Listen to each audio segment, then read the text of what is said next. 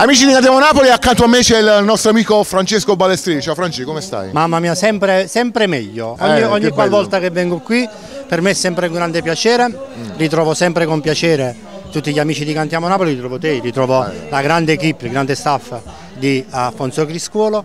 La struttura è sempre. Mi piace, ma è sempre più bella, è sempre più bella. E poi, insomma, poi hai visto qua? Cioè, noto visto? bello, mi piace. Mi piace sempre più assai questa struttura a me. Ma quella è la struttura. Volete finire e basta. Che è bella, è la struttura che è bella. Stiamo parlando della struttura. Sì. Come si chiama questa struttura?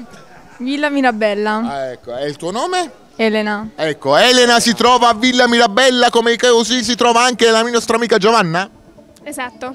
Hai visto come sono brave? Perché è proprio bella Villa Mirabella. Villa Mirabella, c'è sta pesi, misura e qualità. Senti una cosa, dimmi. Lello, sì. Io ti devo confessare una cosa. Sì. Io qui non sono da solo. C'è un grosso nome. Andiamo ragazze. Eccolo qua, il nostro amico. Vieni qua, sali qua vicino a noi. Ecco, no. Allora, aspetta, allora facciamo così, mettilo qua, dai. No, mi metto io qua, dai. Allora, buonasera, sono Nanni di Domenico. Forse è meglio che se io mi metto di qua. No, aspetta. Lui è un grande amico. Io ho sempre detto, Cantiamo Napoli non solo artisti, ma anche personaggi. Quindi da un paio di mesi stiamo facendo venire dei grossi nomi. E lui è un grosso nome del cabaret, amico presentatore. Diciamo presentatore no, io sono un cabarettista, i presentatori stanno qui al mio fianco. No, scusate, vado un attimo, diciamo, un lato belli, Villa Mirabello.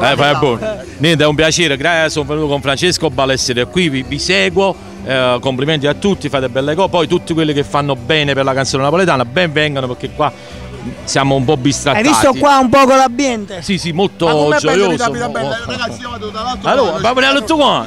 Giada, vieni! Abbiamo ancora altre miss, ne abbiamo tantissime qui, perché lo sai che c'è una promozione, prossimamente ci sarà l'elezione di Miss Cantiamo Napoli. Mamma mia, buonasera, è un piacere, molto lieto. Bellissima iniziativa, complimenti. Noi quindi la parte del cast. ti chiameremo perché così tu ci farai un po' a disposizione. Faccio presentatore.